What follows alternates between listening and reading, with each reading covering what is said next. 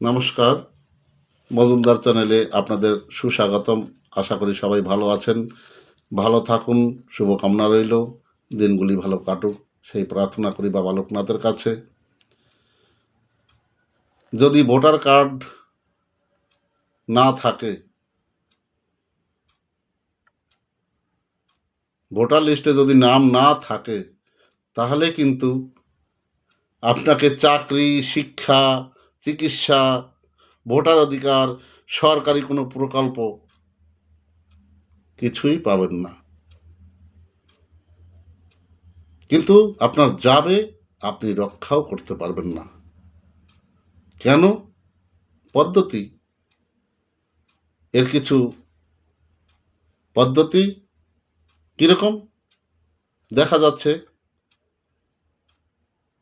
যে অনুপ্রবেশকারী যারা আমাদের দেশে এসে ধর্মের ভিত্তিতে আমাদের দেশ ভাগ হওয়া সত্ত্বেও এখানে এসে মানে রাজ করে যাচ্ছেন, ইনকাম করে বাংলাদেশে পাচার করছেন, আমাদের এখানে থাকছেন, থাকা সত্ত্বেও এখানের গুণগান গাচ্ছেন না। সবাই এখানে এসে যেন এটা ধর্মশালা, যা খুশি তাই করে যাচ্ছেন। যার জন্যই কিন্তু এই এসআইআরটা করা। বোঝা গেল? হিন্দুদের নাম এই মুহূর্তে যাদের বাদ যাবে, তারা একদম ভাববেন না, যেহেতু হিন্দু, বৌদ্ধ, খ্রিস্টান, জৈন, ফার্সি যারা আছে,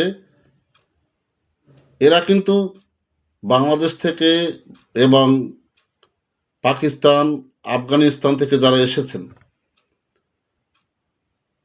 2014 31 ডিসেম্বর যারা আগে এসেছেন, তারা এই মুহূর্তে সিএতে আবেদন করতে পারবেন এবং আবেদন করার পরে যখন আপনারা নাগরিকত্বটা পাবেন, সিএ সার্টিফিকেটটা যখন পাবেন, তারপরেই কিন্তু আপনারা আবার আবেদন করতে পারবেন আপনাদের ভোটার কার্ডের জন্য। যেহেতু এই মুহূর্তে আপনাদের ভোটার কার্ড থাকবে না, যদি না আপনাদের 2002-তে নাম না থাকে, এই মুহূর্তে আপনাদের নামটা থাকছে না। ধরুন এটা আপনি বেঁচে গেলেন, কিন্তু এনআরসির সময় কিন্তু কোনো বাঁচার পদ্ধতি নেই। অতএব যারা সিএতে নাম না দেবেন এবং নাগরিকত্ব যদি না নেন, এনআরসির সময় কিন্তু বাঁচার কোনো রাস্তা নেই। কারো কথা শুনে কান দেবেন না। আজকের হিন্দু হয়ে হিন্দুদের জন্য যদি আপনি না ভাবেন, কত পার্টি আসবে, কত পার্টি যাবে, কিন্তু আগে তো আমাদেরকে বাঁচাতে হবে। আজকের ধর্মটাকেই যদি আমরা ত্যাগ করতাম, তাহলে বাংলাদেশ থেকে নিশ্চয়ই আমরা চলে আসতাম না।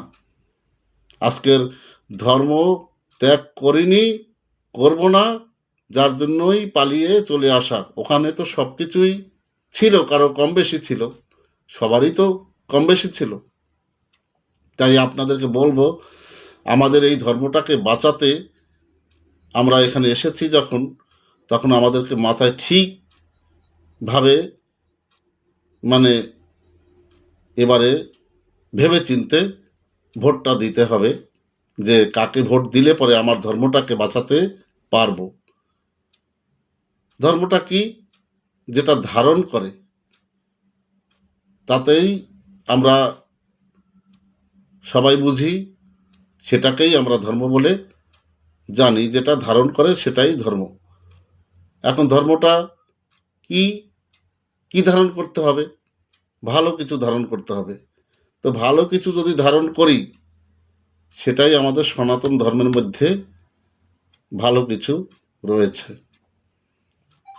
চারদিকে দেখতে পাচ্ছেন নিশ্চয়ই যে কি হচ্ছে। আমি কোনো ধর্মকে অপমান করি না, সেইভাবে কথা বলি না, কিন্তু দেখতেই পাচ্ছেন আজকের সব আতঙ্কবাদী সন্ত্রাসী যারা ধরা পড়ে বিধর্মীর লোক, ম্যাক্সিমাম মতলব কি সবই একটা ধর্মেরই দেখা যাচ্ছে, একটা নামও বলতে চাই না। সুতরাং আমি এইটুকু আপনাদেরকে সবাইকে বলি, এই জায়গায় আমাদের চলে আসা যে উদ্দেশ্যে, সেটা মাথায় রেখে আমাদের ভোট দিতে হবে, ধর্মটাকে বাঁচাতে হবে, এবং এখানে থাকতে গেলে পরে নিয়ম কানুনগুলি মেনে চলতে হবে। সেই প্রকল্পগুলি আছে যে সরকারি, সেগুলি ভোগ করতে পারবো কিনা সেজন্য আমাদের সচেতন হয়ে সিএতে নাম দিতে হবে। তাহলে আমরা এই ভারতবর্ষে একজন সঠিক নাগরিকভাবে বাঁচতে পারবো, এবং সবাই মিলে যাতে আমরা আনন্দে থাকতে পারি, এখান থেকে যেন না যেতে হয় কোথাও,